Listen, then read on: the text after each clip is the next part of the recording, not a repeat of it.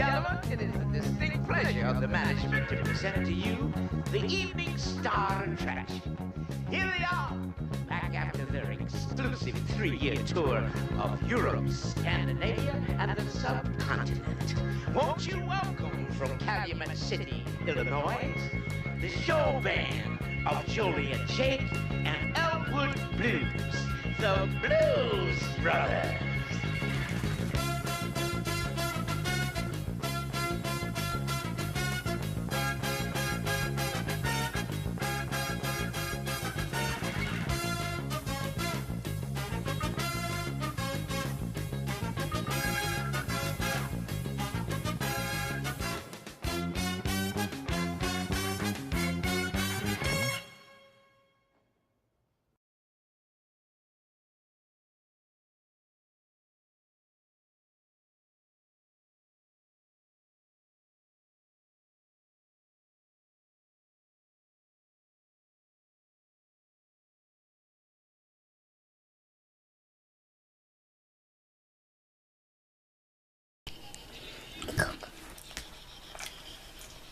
Okay, this is Hasten Johnson from West Coast Sports Report.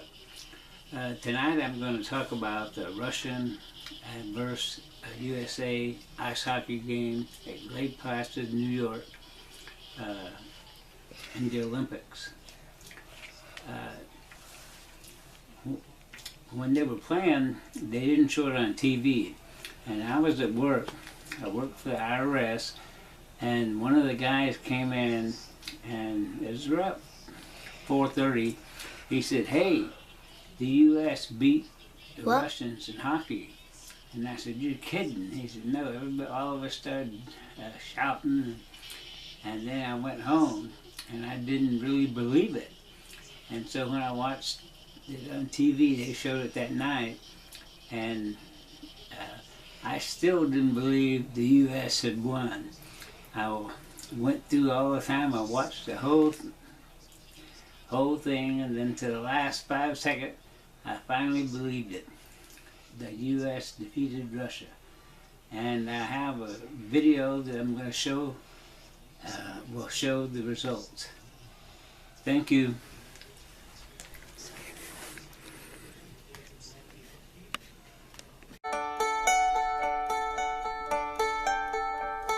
Seconds to the gold medal, 4 to the gold medal. This impossible dream comes true. Everyone knows about the 80 team. Everyone in the whole world. You know, those are moments of a lifetime. Absolute moments of a lifetime. You can remember where you were and what you were doing when we beat Russia in Lake Placid. To get a gold medal around your neck, have your teammates right behind you, it doesn't get any better than that. It's the best feeling in the world.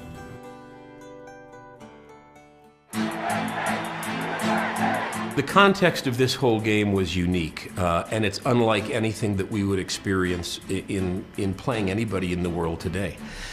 The Cold War was still at a pretty intense time in 1980. The relationships between the countries were not good. Russians felt unwelcomed. And several of them had told me that's the only time they ever felt that way in the U.S. They really felt it, and I think it hurt their psyche in that tournament. I think they were nervous. I think the expectations going in was that we wanted to contend for a bronze medal. You know, we understood that the Russians were great. 2 weeks previous, they had beaten us 10-3 in Madison Square Garden. It was going to be a tough time. It really would have to be an upset of monumental proportion. They had so many great players on that team. Kharlamov, Petrov, Mikhailov. You know, this Russian team was a machine. You know, their record in world championships and Olympic competition over the previous 15 years had been just awesome. And I think the Russians probably were not expecting the American team that they ended up getting. When we asked Herb to be our coach of the 1980 team. I mean, Herb was not an unknown quantity. He had had tremendous success as a head coach at the University of Minnesota. So at that time, you know, keep in mind, this was long before the National Hockey League would stop play and join the games in 1998. It was a team that was primarily collegians. Herb was as well regarded as just about any college coach in the country. I would say the most important decision Herb made was when he took David Christian and moved him from center ice. By making David Christian a defenseman, all of a sudden we got the puck out of our end consistently. Changed the whole team.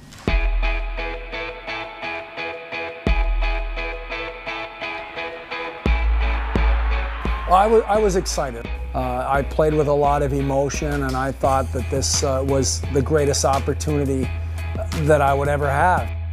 They were very positive, and they had nothing to lose really going in, everything to gain. But they had good leaders and really good hockey players. Let's not ever forget, this was not luck.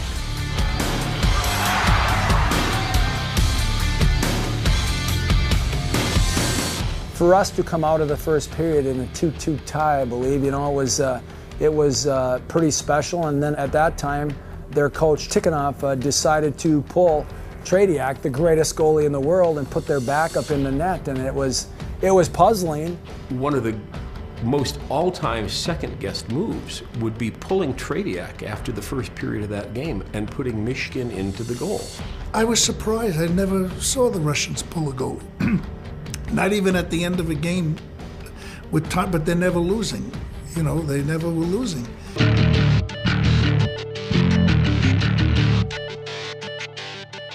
To me, in that game, what sticks out in my mind was that in the second period, I had a penalty which hurt our team by them scoring a power play goal. And also, I had a chance to get it back with this breakaway and didn't score. So I always remember the second period against the Soviets for that. My memories of that third period are all Jim Craig. Jimmy Craig was superb. He was a fierce competitor, and was he ever ready to play? He wasn't letting anything by no matter what. I mean, it was almost like he had a force field around him.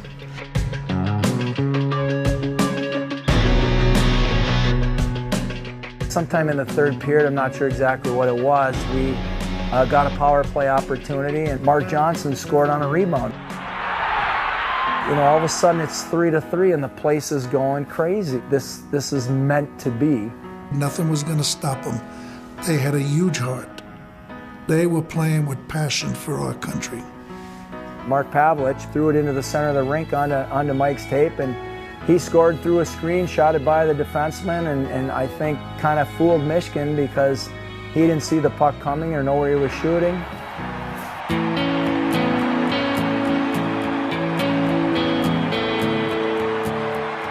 Ten minutes left in the game, we take the lead 4-3. I remember saying a number of times to myself, tick, clock, tick. I remember the final seconds as being the longest of my life. Everybody in the arena going absolutely crazy. It was as loud as you can imagine. When I hear Al make that call, I choke up every time. It continues to resonate with people as one of the greatest Olympic moments of all time.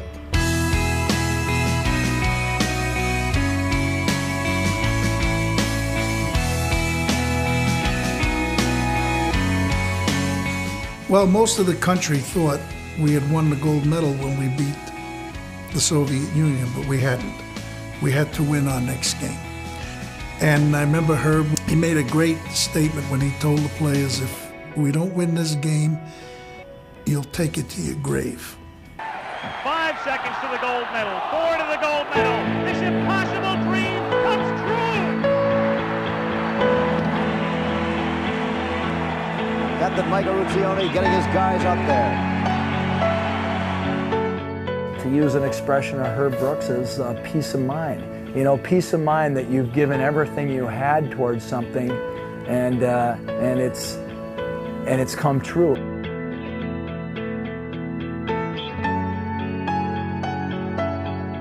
people shouldn't think it was a miracle and lucky. It was earned. These guys were good.